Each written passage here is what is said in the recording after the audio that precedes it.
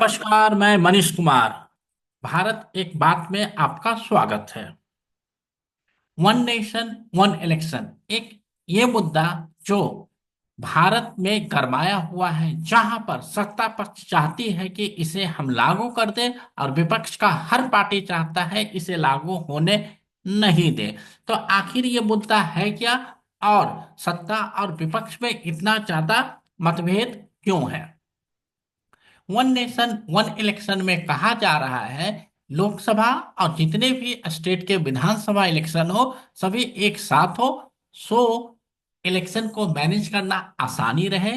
और जो सबसे इम्पोर्टेंट बात है कि एक बार सरकार 5 साल के लिए चूज कर लिया जाएगा, तो 5 साल आराम से जनता की भलाई के लिए काम किया जाएगा। लेकिन विपक्ष इसका विरोध क्यों कर रहा है? हो सकता है हर नया चीज आने से पहले हर किसी को डर होता है, कहीं इसका मेरे को विपरीत या प्रतिकूल प्रभाव तो ना पड़े। कुछ लोगों का सोचना होता है कि मैं विपक्ष में हूं तो अपोज करने के लिए ही हूं, चाहे अच्छी बात हो या बुरी बात हो। मैं विपक्ष में हूं तो अपोज तो करना ही है।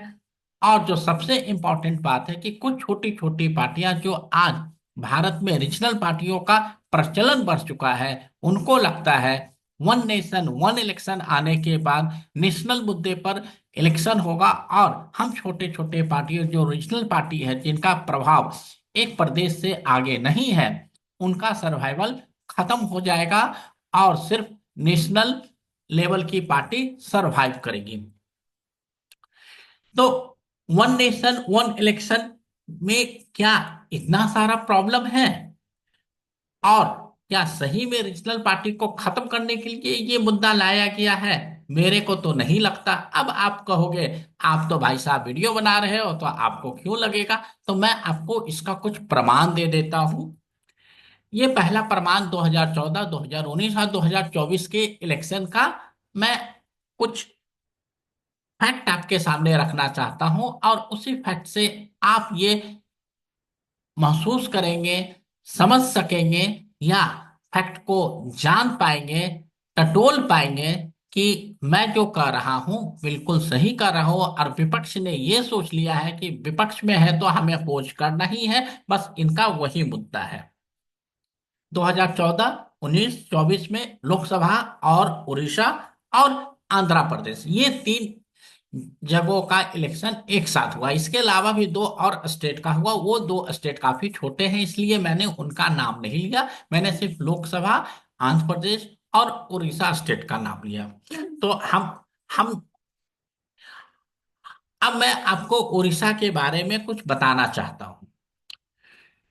उड़ीसा के इलेक्शन में 2009 से आपको बताता हूं कि वहां का जो एक रीजनल पार्टी है बीजू जनता दल, 2009 में 14 सीट लाया था, 2014 में 20 सीट, 2019 में 12 सीट और 2024 में शून्य हो गया। वहीं पर स्टेट इलेक्शन में 2009 में 103, 117, 112 और 52, मतलब 2009, 2014, 2019 तीनों बार बीजेडी का शासन रहा।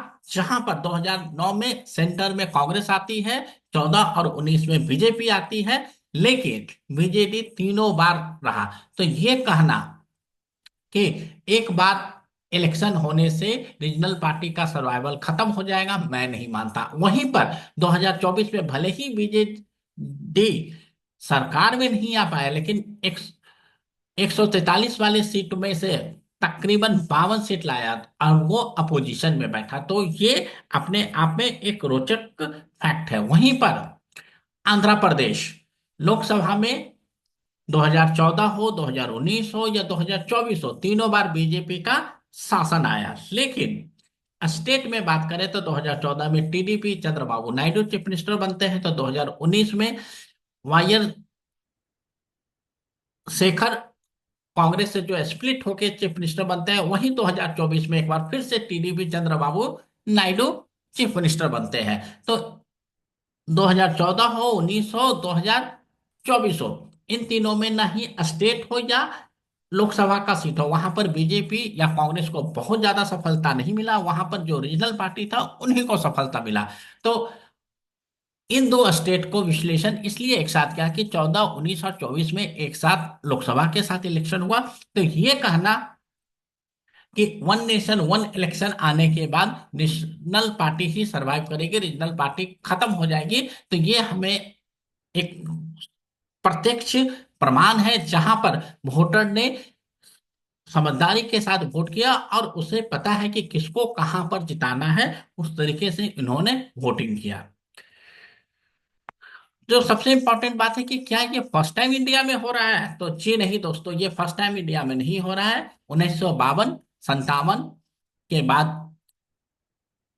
62 और 68, ये 4 बार इंडिया में वन नेशन वन इलेक्शन हुआ, जहां पर लोकसभा और विधानसभा एक साथ हुआ। आप ये सोचिए कि उस समय हमारे पास इतनी टेक्नोलॉजी नहीं थी, फिर भी 4 बार हमारे पास वन नेशन वन इलेक्शन हुआ।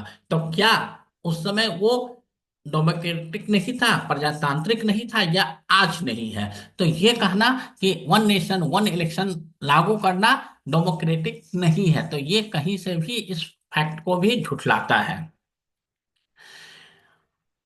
अब ये स्टार्ट कब से हुआ कि अलग अलग इलेक्शन होने लगे? जब 1969 में कुछ स्टेट हाउस को डिसॉल्व कर दिया गया, और 1971 में जब इंदिरा गांधी ने मध्यवर्तीय चुनाव कर दिया, तो उसके बाद वन नेशन वन इलेक्शन का कॉन्सेप्ट खत्म हो गया। तो अब गवर्नमेंट ऑफ इंडिया इसे क्यों करना चाहती है?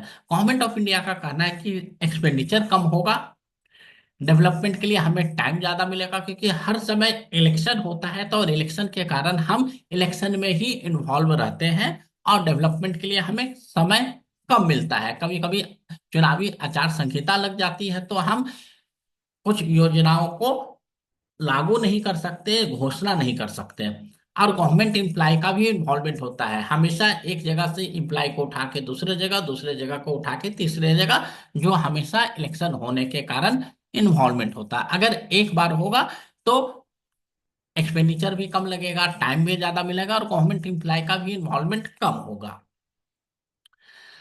अब सारे पार्टियों के अनुसार ये एक्सपेंडिचर भी कम होगा। आप ये सोचिए कि एक विधानसभा क्षेत्र में तकरीबन 6 से 7 विधानसभा क्षेत्रों को मिला के एक लोकसभा सीट होता है। तो एक पार्टी, चाहे वो नेशनल लेवल की पार्टी हो या रीजनल लेवल की पार्टी हो, वो एक बार अपना पार्टी का प्रचार करेगा, एडवर्टाइज करेगा, तो वो एमपी इलेक्शन के लिए भी करेगा और स्टेट इलेक्शन के लिए, तो उसका भी एक्सपेंडिचर कम होगा। हाँ, कैंडिडेट का एक्सपेंडिचर थोड़ा सा होगा, तो वो तो ऐसे भी होता है, लेकिन पार्टी लेवल पर एक्सपेंडिचर काफी कम होगा। उसके बाद ज्यादा फोकस वे में आप इलेक्शन को लड़ सकते हो, फाइट कर सकते हो। तो ये दो चीजों मैंने आपको बताया वन नेशन वन इलेक्शन के बारे में, कि किस तरीके से सत्ता और विपक्ष आपस में मतभेद किए हुए हैं। तो ये एक छोटी सी प्रस्तुति थी। अब आप इस चीज को सोचें कि क्या सत्ता पक्ष सत्य बोल रहा है, या विपक्ष सही चीज को पकड़े हुए है। और अगर ये वीडियो आपको अच्छा लगा हो तो वीडियो को लाइक करें, चैनल को सब्सक्राइब करें। जब तक दोस्तों, प्रणाम।